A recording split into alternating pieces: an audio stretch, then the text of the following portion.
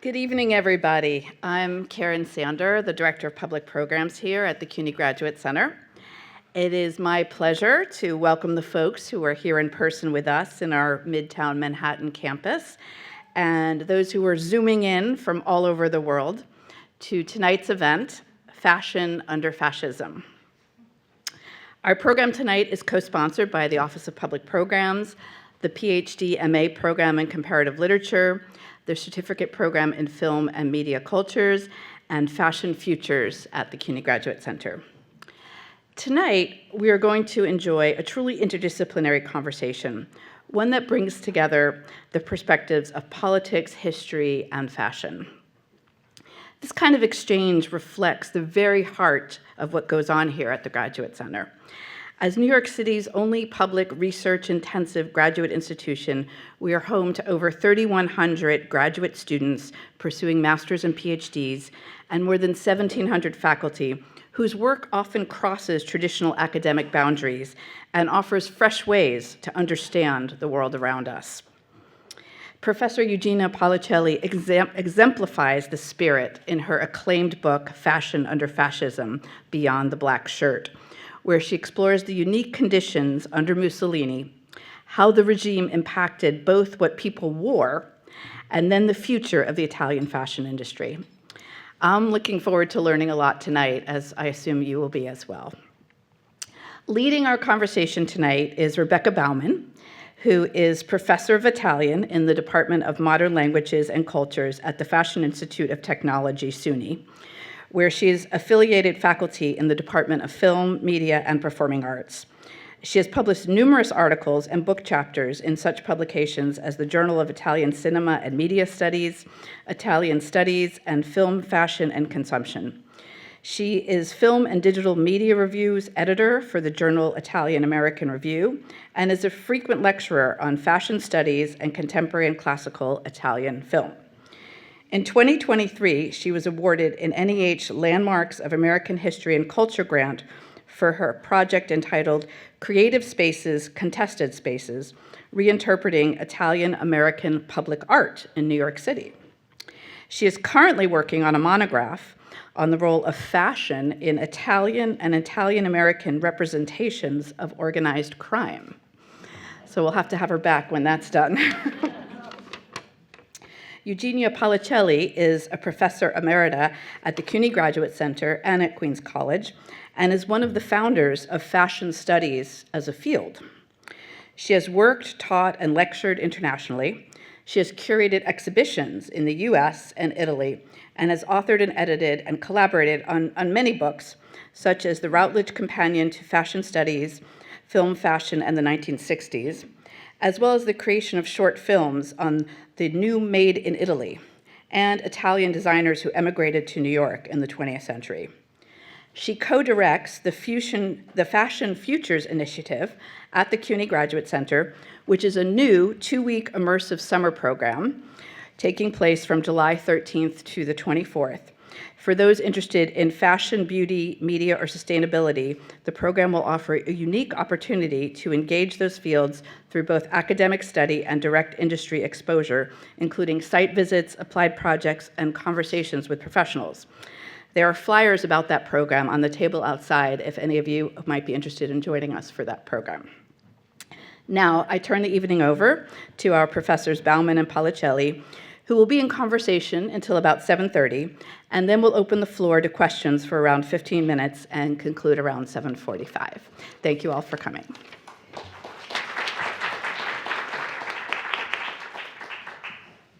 Thank you. Thank you so much to Karen Sander and to Marielle Villaret and to everyone here at the Graduate Center for organizing this event.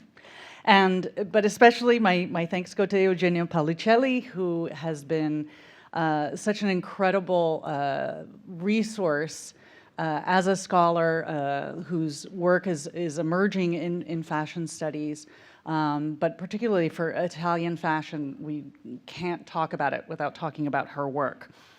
And so it's also very exciting to be talking about these books, the reissue of Fashion Under Fascism, as well as the very much needed publication of the book in Italian as well. So to talk about why this book is so critical in fashion studies as well as in the history of Italian fascism, I just want to open with a question about, this is such an incredible turning point in Italian history, the fascist biennial from 1922 to 1943. So what is the role of fashion in this history, and how can it help us to understand the history of fascism?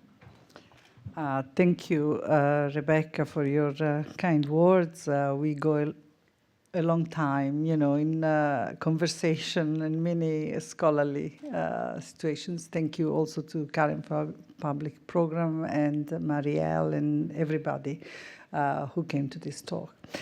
So let me say that, first of all, I did the first edition of the book. You see the yellow cover on the left. It was published in 2004. At that time, there were not maybe just one book about Italian fashion in English. There were no publications, and there was a way, for me, was a need to go in depth into a dark period of Italian history, and also to understand the intricacies and the relationship between fashion and fascism, especially from the point of view, the political point of view, the relationship between what was before fascism and after, and during. We will talk about this in details. But when I went back to do work, I wanted to go back to that period, because also meanwhile, I had the opportunity to teach, engage, with that historical period again, and then many things have changed in the world.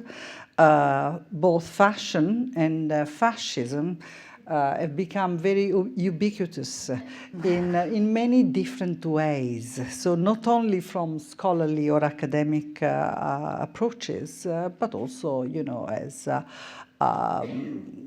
the fact that, we have countries, including Italy, where we have, the far right and all these movements and parties that are connected to fascism and historical fascism. My book,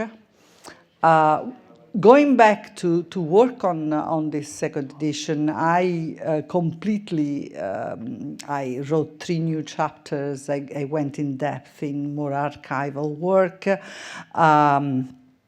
I also reframe the approach of Italian fashion and Italian fascism in a sort of a more transnational perspective and decolonial, and I will go into that. Now, to your question specifically, why fashion is important. In fact, when I went to do the second edition of the book, I said, well, I took this for granted when I wrote it, but actually, these two terms, fashion and fascism, can seem antithetical, because fashion evokes femininity, frivolity, lightness, if you wish, whereas fascism evokes virility, violence, politics immediately.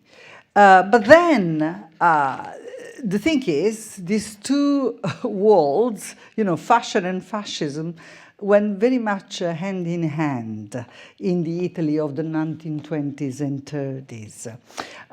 Why? Two things I would like to highlight.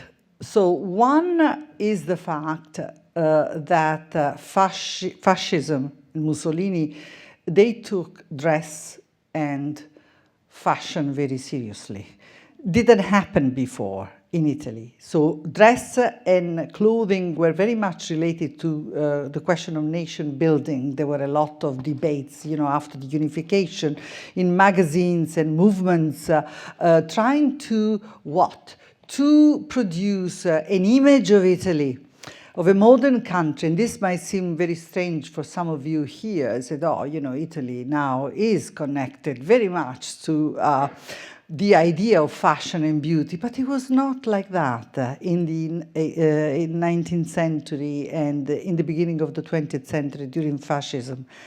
And this is why, because Paris detained this, what David Harvey called monopoly rent, the uniqueness and the attractiveness of being the center of fashion, the center of modernity, and especially for women's clothes, whereas London had it for men's tailoring and clothing.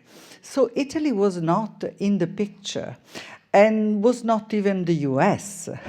So all the other countries had to imitate sort of, you know, the cachet of Paris. So then, the idea of fashion and the fact that Mussolini said this Italian fashion doesn't exist, we must create it, it's because they actually created the first institution to organize and supervise the production of fashion. Never happened in Italy. France had the Chambre syndicale de la couture already in the 19th century. In Italy, you had hundreds of artisans, artists, etc., but there was no system, no organization, not an institution. So this is one of the reasons why understanding, and we'll go into detail, because yes, this is the logo. They created the logo for the Ente Nazionale della Moda. That was this institution, and this was happened in the beginning of the 1930s, 32 and then 35.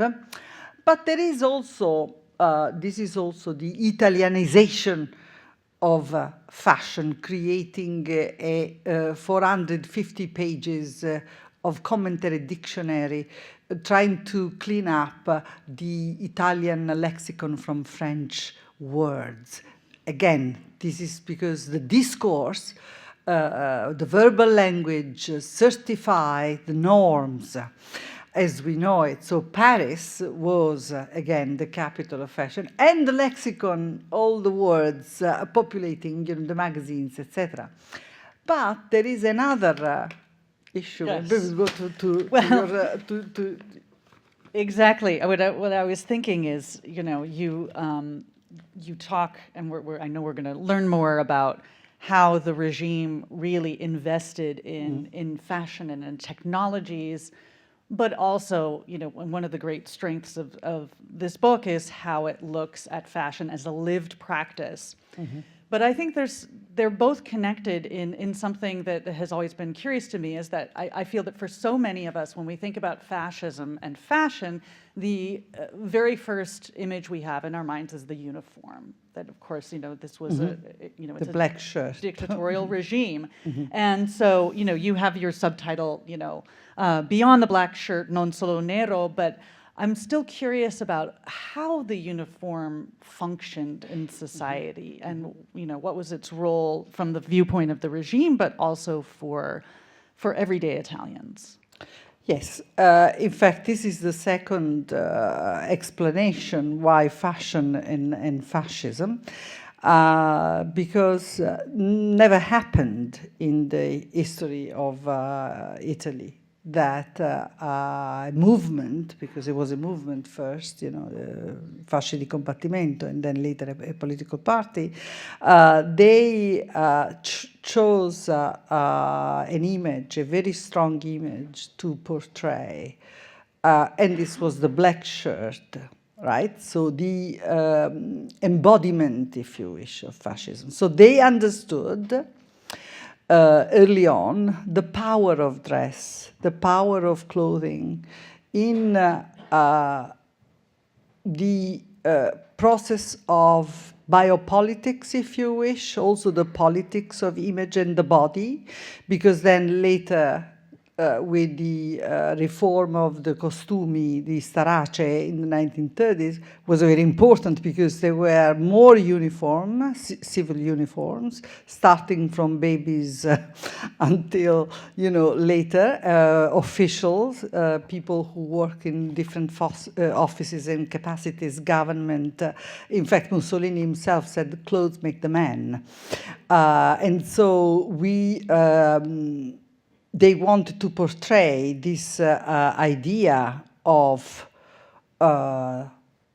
fascistizzazione, so to speak. So, and one way of achieving that was into this process of clothing, dressing, and embodiment and spectacle in the parades, also in the office space, and the interaction, because we don't have to forget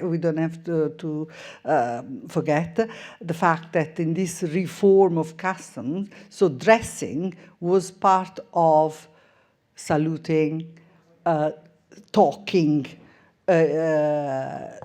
saluto romano, all those gestures that were part of this image, biopolitics, but at the same time use it as a propaganda, as a political propaganda. Now, we have to say that in this there is already a contradiction, something that we're going to touch again. Why? Because, okay, the idea of the uniforms was the concept of an anti-bourgeois, right? So to eliminate this idea of confusion, right? Because fashion is individualism, right? So uniformation, so controlling also the image of the masses and the way they walk, the way they salute, the way what historian Emilio Gentile talked about the anthropological revolution of fascism. So, however, this idea of creating this process of uniformation and fascistizzazione, these uniforms, they need to be produced, right? And so what happened is that the production of these uniforms was controlled by the party. And in fact, some of the expenses, was going to the Partito Nazionale Fascista. One of these was called the Piave, for instance. So they produce also pins. Joshua Arthurs, the historian Joshua Arthurs, talked about this specifically, about the fact that not only dress, but also in some cases the pins characterizing this kind of belonging.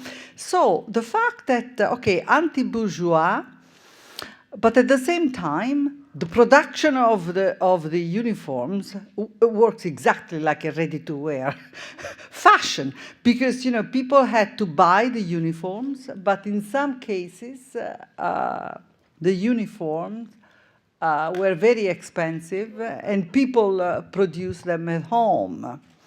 And this is another source of one of the archives that I added in my second edition. I actually was born in this town in Puglia, Canosa di Puglia, and then I discovered the archive of this photographer who was active in the 1930s. And when I started to see these photographs, I saw people going to his study and being photographed, in uniforms. And what is striking in this photograph, you can see the little boy on the left is clearly a boy that could afford a uniform bought in a store, most likely. But the second picture, look at the second picture on the right, is clear, this is a working class family. Going to a photographer was a big event, of course. And then you look at the boy, the little boy, who has a black shirt, but not really, you know, in the way it should. This has happened. So again, this is a confirmation of something that other historians have retrieved in terms of the fact that, you know, not always people followed this mandates of the regime. But the contradiction also was that at the same time of the production of the uniforms and this idea of the fascistizzazione, the rituals, etc., the Ente Nazionale della Moda was formed, what we saw before. So, which was exactly the contrary, was promoting an industry that was bourgeois, but par excellence, was not really about, you know, the idea of uniformation, but actually to compete with Paris. Well, yeah, that contradiction, I think, is something that you can't escape when you're talking about Italian fascism, because it was always kind of undoing even what it was promoting. Mm-hmm. And I think where that comes out most strongly, even thinking about the uniforms and the fact that they weren't just reserved for boys, that there were uniforms for women as well, which you would think, you know, would be signifying some sort of progressive movement of women, you know, participating in society. And yet at the same time, there was all of this rhetoric about women returning to the home and the family and so on. So you talk a lot about gender and mm-hmm. the role of women in particular during this time period. So how did women negotiate these contradictory messages that they were getting mm-hmm. from the regime, and mm-hmm. who were some of the kind of protagonists of this right. at the time? Yes, to conclude, just one reference to another archive that I consulted for the second edition from Naples, Fratelli Troncone and Parisio, fantastic photographs of fashion houses in Napoli. And Napoli has a very important tradition, sartorial tradition. And so it was interesting to see that as well, not just the magazines, which I had consulted, but this one, look at this one on the left, photographing in Naples, so in the street of Naples, with that idea of photographing the models in the city, which is something that really came out after the war. So it was interesting to see also the fact that these photographers were really experimenting, you know, with fashion and photography in the space of the city. Now, yes, the contradictions and the women. First of all, in the book, I pay a lot of attention of women as cultural producers. Okay, that's important. So women who actually wrote, women who actually produced fashion, so not just the representation, because that's also a part important that I want to show, but also the fact that these women were actually producing something. Now, in order to understand fascism,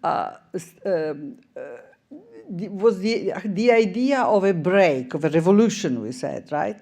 But was that a revolution? Not completely. And in fact, some of the ideas that were already part of the debate before the years of the regime, 1922 onwards, the debate of looking for an Italian fashion that could be recognized as such, as we said, there was only Parisian fashion, was a debate that was very alive in Italy, and actually involved people who were like Rosa Genoni, who was a socialist and pacifist, etc., who advocated for an Italian fashion, and also advocating, she even talked about fashion and feminism. That's something that resonates for feminist fashion studies now. But we are talking about 1908 when she said that. And so the idea also of the genealogy of fashion, if you wish, genealogy not to understand just the origin, but to question the idea that Italian fashion was born only after the Second World War, but to explore previous periods in order to bring attention to neglected figures. And there are many women on that. So that's Rosa Genoni, the futurist, of course. We understand that fashion is political just with these two contrasting forces already in the beginning of the 20th century in Italy. So Rosa Genoni was a socialist and pacifist. The futurists were fascist and were for the war. Balla, Tayat, important artist who worked for Madeleine Vionnet in Paris, creating the logo for Madeleine Vionnet. He even designed this tuta, this unisex, and even there is a film in an archive about people wearing this tuta because people just going into the street of Florence, do it yourself. So can you imagine this kind of ideas? Then other women, she was Anita Pittoni from Trieste, very close to photographers. She was an artist. She was already creating dresses and textile from discarded things, etc. Yes, that's one of her. And in the 1930s, also Maria Monaci Gallenga, very important artist. The Met has some of her items really revolutionary in the way of printing fabric with woodcut, and Tirelli Costumi in Italy. I don't know if you have heard of Tirelli because they have provided costume for filmmakers all over the world. They have an archive of all her things. And then Lydia De Liguoro, Lidl, she was a fascist, actually. She founded this magazine promoting Italian fashion before the advent of fascism, and it was absolutely beautifully, many magazines, as Then Gianna Manzini, I analyzed, while I was doing research in the fashion magazines, I found writers that I knew from the post-war, like Gianna Manzini, Alba de Cespedes, Anna Banti. So they were writing for the magazines, but they were writing stories of motherhood, for example, that was not in the line of fulfilling the idea of the regime, of the prolific mother, etc., but completely different story of crisis, of doubts, of loneliness, of alienation. And so that was kind of interesting to see how they produced these stories, that they were not, in line of this idea of femininity and motherhood. And she even wrote La moda è una cosa seria, fashion is a serious business. In 1935, she was saying we should pay attention to study fashion as we study a painting, a film, or a literary. In 1935, this is something, completely revolutionary. And so the idea that there were no translations of Italian, as we are Italianists, so we know that there is a problem. Sometimes it's very important to bring to light neglected figure, make them available for a larger audience to understand also fashion in a more transnational perspective and not just closed into what. And so the contradiction, yes, the women, because we have the Massaia Rurale, fascism promoted this idea of region, which is again another contradiction, regionalism and nationalism, right? So women and the folkloric dress, because in Italy there is a big tradition of folkloric dress, and La Madre Prolifica, the prolific mother. But this was one side. This is a frame from a documentary in 1939, the great rally of women, Grande Parata delle Forze Femminili, and they had, oh, sorry, we don't have, oh, okay. So where there are women, as you see here, a bit scattered with regional dress, but look at the left, how women in sport uniform, they created a completely different perception of the public space. But these lived side by side, you know, during fascism. Again, the magazines highlighting the folkloric dress because the inspiration to then they commissioned Emma Calderini, another cultural producer. She was a journalist, a costume designer. She wrote this book, it's thick like that. She mapped Italian regional costume all over Italy. Still today is an incredible source of knowledge. So then you see this kind of different, and then again, we go back to this idea of promoting fashion, bourgeois, anti-bourgeois. So you don't see fascist fashion. Always in magazines, always you see Italian fashion. So this is something that I think also the terminology needs to be problematized and understood, because otherwise, you know, what is fascist fashion really? Because then if you compare some of the images of dresses produced during fascism, and then you compare it to Vogue America, Vogue France, you see a lot of similarities. So then how do you see the uniforms? And then these are the uniforms, delle donne sportive. Of course, sport was emphasized as well as the Massaia Rurale. So we have this magazine, which I consulted also for the second edition of the book, Lo Sport Fascista. So you see women projecting. And I must say that I discovered in 2020 a novel about women soccer players, because soccer was forbidden. So women could do sport, but soccer was not allowed for women during fascism, which is quite interesting. They wrote a novel.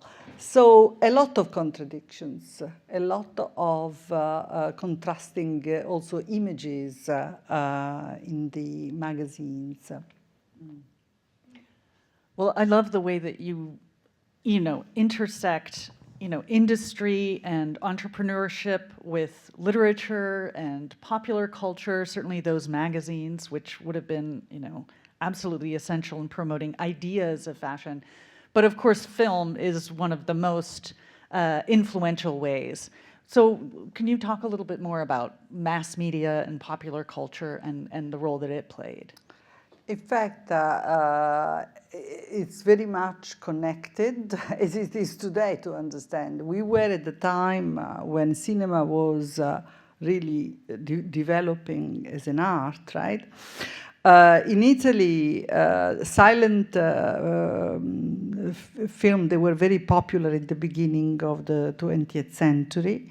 We had the divas, the Italian divas, who promoted the Italian style. But Italian fashion was not known, as we said, right? So they talk about Paris. So for the first time, actually, the two industries of Italian fashion and Italian cinema synchronized during fascism.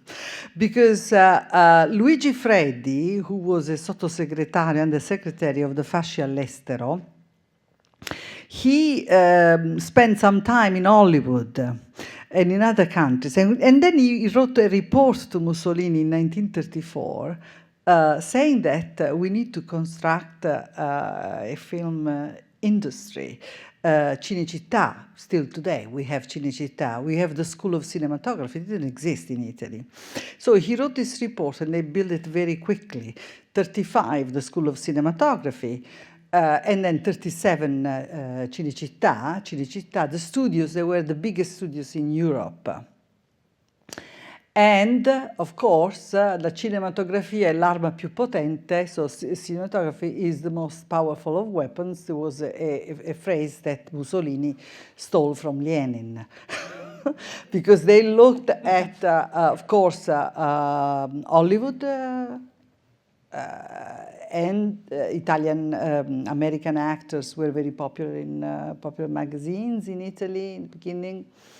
And also Soviet cinema. In fact, the Venice Film Festival, okay, still today, it was started in 1932 by fascism. So they understood the power of the media. And the cinegiornali, of course, the newsreels and films, entertaining, where also fashion houses were recognized in the credits. For the first time, costume designer started to be recognized because costume design was taught at the school, as it was in Hollywood, started earlier. So there was a really an understanding of the power of the media. But then this is a photograph that I found in my archive from Canosa di Puglia, and I was very surprised to see this because these three young men, there are many photographs, they were reading one of these rotocalchi di cinema illustrato. And then I said, wow, that's funny. I said, how this magazine that you thought of, fascism, urban centers, people going to the movies, magazines, right? But then a small town in southern Italy. So then this opened another window that maybe there was a penetration of certain ideas, even in places where, you didn't think, because the photographer put the magazines, three guys, so to read, and it's like a costume designer creating the scene to take a photograph of these three young boys. And this is another one that I think was very interesting, because on the left there is a portrait of this Michele Cioci, photographer from Canosa di Puglia. But then if you compare it to the popular actress Isa Miranda, as you know, Rebecca, she came to Hollywood. Also, she was such a popular actress. But look at the pose and the light and how, photographers also at that time, they were imitating, they were trying to, but also the fact that people were going to the photographer in order to define their image, the beauty, and they wanted to imitate Hollywood or film actors and actors. Okay. Textile and newsreel. This is a film, a short film. Yes. So textiles. Maybe people don't know how much innovation there was in Italy at the time in creating textiles, and how important like the E&M and fascism in general was at kind of promoting textiles, and of course autarky plays into this. So what did the regime do to sort of innovate in terms of technology? Well, it's not that the regime did. The fact that they created, because there was already a history of brands and textiles in Italy since the 19th century. So what happened is that at this time of, especially you mentioned autarky. Autarky is a stage when Italy invaded Ethiopia. And as a reaction, the League of Nations, they emanated certain, law. So Italy was isolated in that particular realm of commercial trade, etc. So they had to rely on their own materials. You might remember Ferragamo, who from America. Then he went back to Italy. He created those shoes, you know, with cork and other kind of material. And so also in textiles, there was a lot of research that some Lasnia Viscosa and other kind of brands that they already existed, that they were not created during the 1930s, but they did a lot of research in creating, and also the fashion shows. I studied feature film, some documentaries, and then also newsreels, the fashion film that some scholars in fashion have studied for America and France. But Italy, they started in 1928 to film fashion. So the fashion show, and what is interesting, there are hundreds of them. Now they're digitized. The first time I had to go to Cinecittà. They are not, they take place in different cities in Italy. Not just, so this idea of nationalizing fashion, but the thing is, when you watch these newsreels, you see all over Italy, Venezia, Torino, Roma, Villa d'Este, you name it. So this one, if you want to just, it's one about Como. Of course, Como is well known for silk.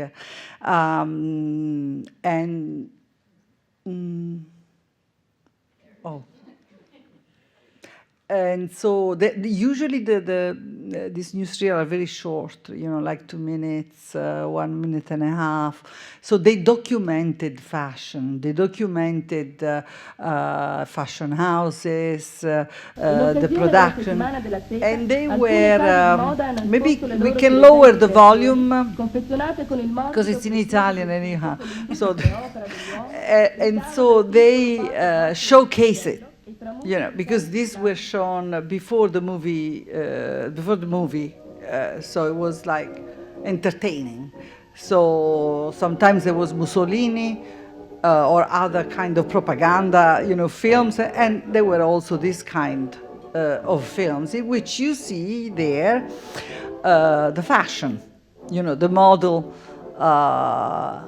wearing some of the dresses produced by fashion houses then with this textile that they were advertised before. But there are hundreds of them, and it's a very, very interesting archaeology of media project, because then you understand again the professionalism of these people, that they were taking advantage of the fact that they had the space to do it, and even if it was, you know, to film fashion, to represent, and very much in line with the process of modernization of, you know, something that in the post-war will be more. And I think this is something we always have to keep in mind, you know, are the continuities that, you know, there's the famous saying of, you know, was it Benedetto Croce, that fascism was a parenthesis. It was as if you could skip over it. And yet, you know, as we see, you know, you trace from Rosa Giannoni in the early 1900s and the Made in Italy, and that goes up through the 1950s. You know, it didn't skip fascism. Fascism was part of that story. Yeah, because, you know, this triumphs of fashion houses, and again, I've studied also the newsreel in the post-war. It's quite fascinating also as a genre, you know, to really understand. You see, you know, all this cannot just happen like that, right? So they were actually the same fashion houses that they were active, many of them, in the 1930s. And then, you know, this is the, of course, question of race. Yes. Yes, so I mean, you mentioned autarky and how that was necessitated by the sort of sanctions that were put on Italy after the invasion of Ethiopia, and this is something that is one of the great additions of the additions to the new edition, which is your discussions on colonialism and sort of the institutionalizing of racism within fascism, because that was not inherent in the regime from the early days. It really developed. So how does that intersect with fashion? Yes. Okay, there are two things that I would like to say here. First of all, intersects with the fact that this idea of creating an aura or Romanitas and exceptionalism of the white race was embedded with fascist ideology. And then, in fact, after the invasion of Ethiopia, of course, and then in 1938, the emanation of the racial laws, okay, there was a longer, in that part, there was also a level of continuity in a way, because Mussolini himself, in an article, and there are two things that are interconnected. One is the famous Discorso dell'Ascensione, 1927, starting the demographic campaign, when Mussolini wanted to have more children for Italy, male, more than women, but, you know. And also creating the support, you know, the checks to families, etc. So the idea of the Madre Prolifica, etc., a campaign that, by the way, failed, because historians have demonstrated that very clearly. Secondly, to this, you have to think of the fact that Mussolini wrote explicitly on La Stampa an alert to the white nation.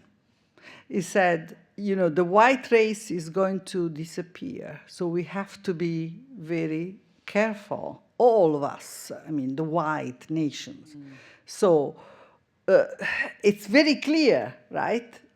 What today we might call the Great Replacement Theory, but it was already embedded with the ideology of fascism, that the idea of the white race and Romanitas and exceptionalism, these were concepts that were embedded in this kind of idea.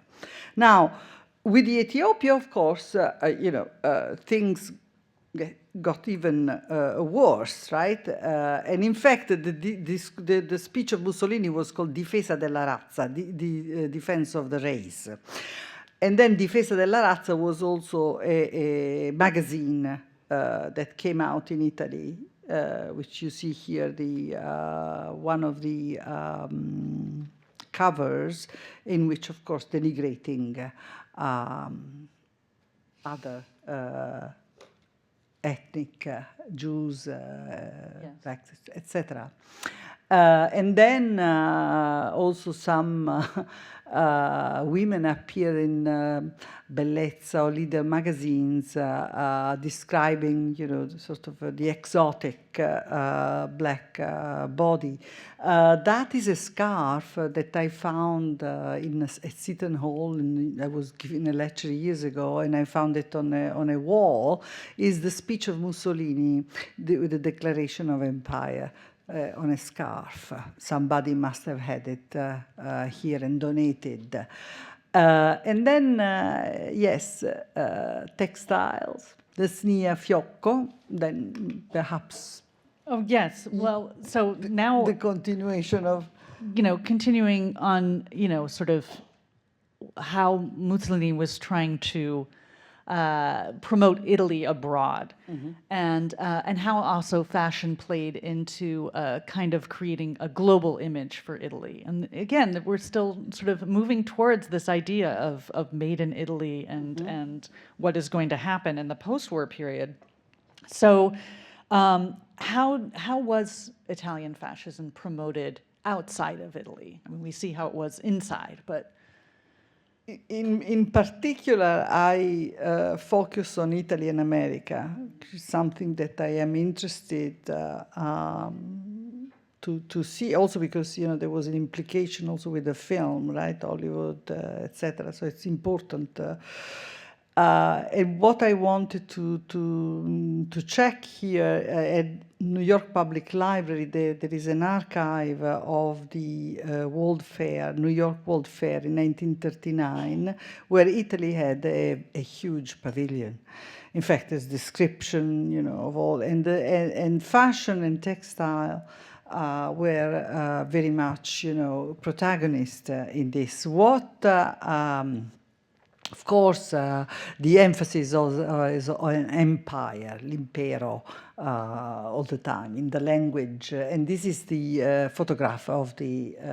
so what interests me, also there is, in Vogue America, also there are some pictures of the Italian. And then I found a newsreel or a fashion show in New York, where, fascist Italy, they send models from Italy. They sent. Actually, there was a competition that some young women won to come here and parading Italian dress. But the thing, I can, maybe without the voice, but we can just have this. I can, so you can see. There were six models. What is interesting, a surprise, in the archive, and then you find some, I found a old description of the fashion show, not this one, this was a second one. I couldn't find the newsreel of the first one, they did in May 1939. It was a text that I translated into Italian, it is in my Italian edition, of a lady. It was very important for American fashion. It was Eleanor Lambert. The people here who are historians, they know what I'm talking about. There is also an archive at FIT of Eleanor Lambert. She was a publicist, and she understood that New York was going to become, a capital of fashion, a capital. And it happened. So she organized women, other women, publicists. And in fact, American fashion was very much present in the New York World Fair. In many, there is documentation about that, to launch, the New York. But what is interesting is that she wrote description of this fashion show because the theme was the world of tomorrow. So there was very much concentrated on new textiles and other, for fashion, of course, and then other kind of, and so it's very, very interesting, the fact that she describes all these different textiles, the color, the creativity, etc., etc. And so I found it quite fascinating, this encounter between Italy in America at that time, because then there are other references to Italian aristocrats being in New York and promoting Italian fashion, etc. So it's quite interesting. Yeah, I mean, again, it makes me think of contradictions, though, because as you have this nation that's turning inward, that's convinced of its superiority, and yet that it's trying to, trying to get Italian people not to watch Hollywood films, which is never going to work, and yet there's still this sort of recognition of that in order to move forward, in order to modernize, that you have to sort of have this engagement. And right, and as you know, there were a lot of Italian Americans, and then so the idea of going to the fair, to the Italian pavilion, was also a way of, the Italian restaurant. I even found a brochure about Capri with a woman in two pieces, in the sun of Capri. So projecting this idea of, high life and fun that actually happened in the post-war, as we know. But it's quite interesting, to look at this kind of material. I think. Well, conclusion. So thinking, I know we want to get to people's questions because I know there are many, but just maybe anticipating even what some people might be wondering is, you've so beautifully laid out how fashion under fascism is part of a continuity, is part of a story that continues on. But I think all of us, our ears do prick up when we hear the word fascism, especially given today's climate. And I'm wondering, how you sort of view your book's significance today in the context of our contemporary moment. Yes. First of all, I think it's important to study period of the dark period, because also that's the memory issue. And in fact, because there have been a lot of attempts to erase that memory, not to talk about, that in a sort of a deeper way, or also addressing uncomfortable issues like racism, persecution of the Jews, or other kind of issues, opposition. So what I wanted, first of all, I wanted to go deep and show the complexity of the period, that not everybody, again, I want to mention Joshua Arthurs, these historians, because he talks about tactics, negotiation, and strategies in which many people used in order to navigate, and that didn't mean I mentioned cultural producers. Sometimes, of course, there was censorship, persecution, death, etc. But there was also this other part that I think it's very important to highlight. Secondly, the conclusion of my book is also about this episode that happened to me, that this singer called Kelela in 2017 wrote me an email because she was invited by Fendi to do a performance. I didn't know her, actually, so I received this email. I said, oh, I saw that you had written this book, Fashion Under Fascism, but Fendi invited me to speak on the Colosseo Quadrato, which is, where Fendi headquarters is in Rome. They are renting it from the city, and it's the monument of fascism and colonialism, really. And then, so she said, they invited me, but then I realized that when this was done, they kind of didn't want to talk about this monument, the history of this monument, which is, for me, is an offense, because I am from Ethiopian origin. My family escaped, from that. And so that, to me, was very important, because it means that, what? That you have to address the past. You have to tell the story. And even if the story is complex, tragic, you have to study. When I was young, actually, I must say, we didn't study fascism in the school. And I think that, we need to study all the periods that they are, can be uncomfortable or can be tragic, but it's part of the history of the nation. And I think memory is important, because if there is memory, you are able, knowledge allows you to understand the present, to recognize signs and the differences, and then to have a critical understanding. Also the fact that, fascism, there is historical fascism and then forms of neo-fascism. So, but we have to really do the work in understanding and critique and tell the story, the complexity of this story, that sometimes, again, is uncomfortable, but important. All right, well, with that, I think we're ready to take questions. Yes. Make sure to please speak into the microphone so the Zoom audience can hear. Okay, hello. Yeah, so you said that Italy was not a major fashion center in the early 1900s. Is that correct? Yes. So even like Milan, No. Napoli, and Rome, those were not major fashion centers? No, they were fashion centers in the sense that they produce fashion. They had department stores. They had, but Italy was not recognized as a country of fashion. When did that happen? It started to happen mainly in the post-war, after World War II.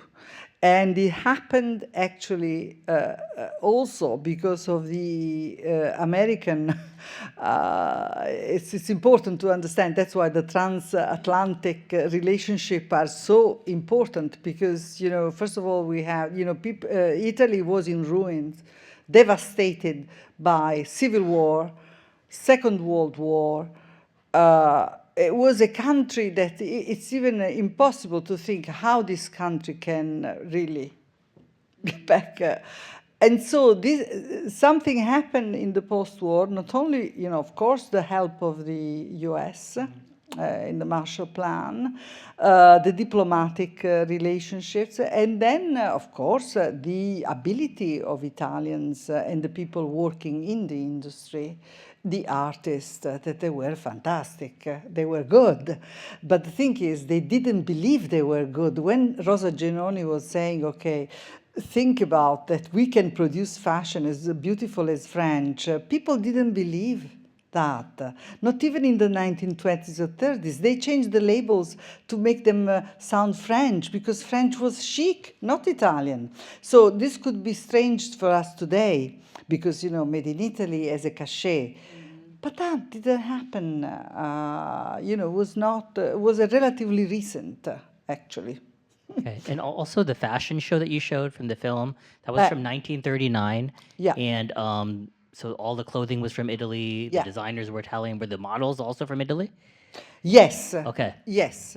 Yes, they brought them from Italy. And in fact, yeah, the documentation, that's why the newsreel that people don't study much, you know, I embarked in this since the first edition, and then I went more in depth in looking at these materials, because they talk about other material, but not Italian, because again, you have to see the film and understanding, you know, to have a sense of what was produced, not only the magazines, the archives, also the Neapolitan archive, you know, there was a richness of the Italian hand. Somebody said, I think it was Carmel Snow, after the post-war, when they went to Florence,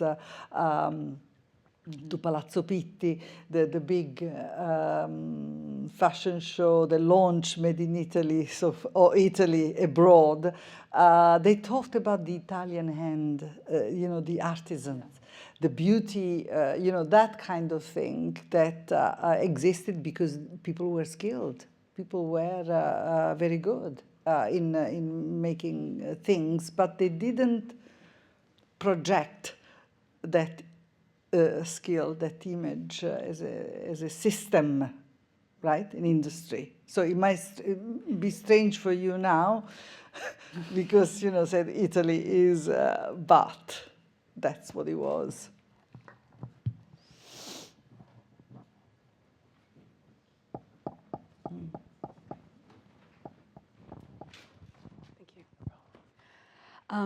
Thank you for your talk. My question is about this, effectively, what seems like a trade organization that was formed. Is it ENM? Yes, not trade. It was a government, Okay. Institution. So explicitly part of the state. Absolutely. How centralized were actual design choices, and to what extent was the state involved in the actual designing, and was there ever a kind of censorship? There was, in the sense that they wanted to make sure the product or the design or the textile was Italian. Then they established what's called the marca di garanzia, also the kind of stamp, but people still went to Paris. Illustrators, there were hundreds of women. I mean, there is now a story. They went to Paris, because that's fashion. Fashion is national and transnational and global. That's always, in fact, and other documents that I have consulted already, the facilitation. There was a big conference in Turin, because the other thing that fascism did, okay, Rome was the capital of Italy, okay. So the capital of fashion was Turin. Why? Maybe because it was close to Paris. So they could jump, who knows? But it is documented in the newsreels, so Turin. And then they had a conference in Turin just before the war broke up, and then they didn't, there are published papers where artists, important, even Ferragamo went. We're talking about, in the 1939, important Zegna, was the 1939, was one of the company, Marzotto, Gruppo Marzotto. Very important. It's important to see that there was a sort of history of this very important textile industries. So they try to control, this Italianness of design, etc. But they didn't completely succeed. That's why, if you look at these dresses, they are informed of this international kind of design, and you just have to look at the magazines, Vogue America, Vogue France, photograph. That's why the visual is very important also but at the same time there was innovation, because the artisans, they were good, and they created something within the constraints, within those contradictions. We have to think film. Luchino Visconti, Michelangelo Antonioni, Roberto Rossellini, Vittorio De Sica, they were active. Some went to school of Cinematografia during fascism. Antonioni wrote reviews and documentaries. They were basically the genius of the post-war rinascita of Italy, Italian cinema.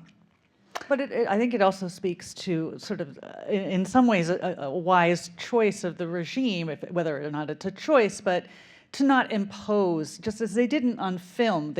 There certainly was censorship, but they didn't impose a certain kind of filmmaking in the same way that UFA did in Germany. There was a certain amount of diversity, and I think it's the same with fashion, that there isn't an aesthetic, there isn't a fascist pattern or but style. there was a censorship. There was a different. Phil Canistraro wrote about two different kinds of propaganda. He said of agitation in the beginning, and then of integrazione, integrating.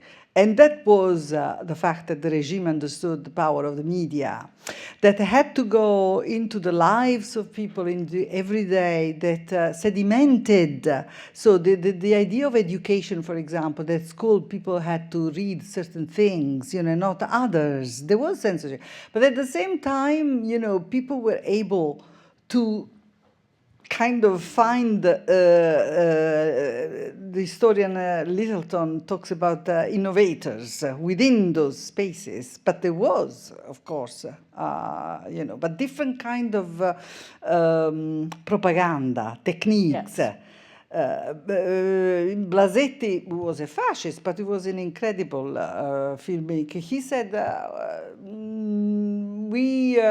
it's bad taste to do film propaganda, overt propaganda. You have to do it in a subtle way. Do you see a school of fascism, fashion, pardon me, emerging today with the fascism in this country?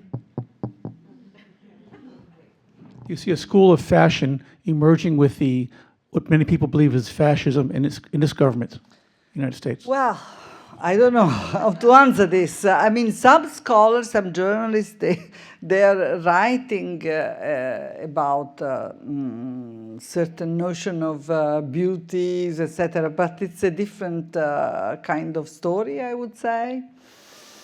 It's complicated, because the fashion industry is a global force, is a major force in many countries. Now we have, I think for the first time, we're going to have a fashion week in Mumbai. What does it tell us? It's a global. People working in the industry, I think they want to innovate and think of,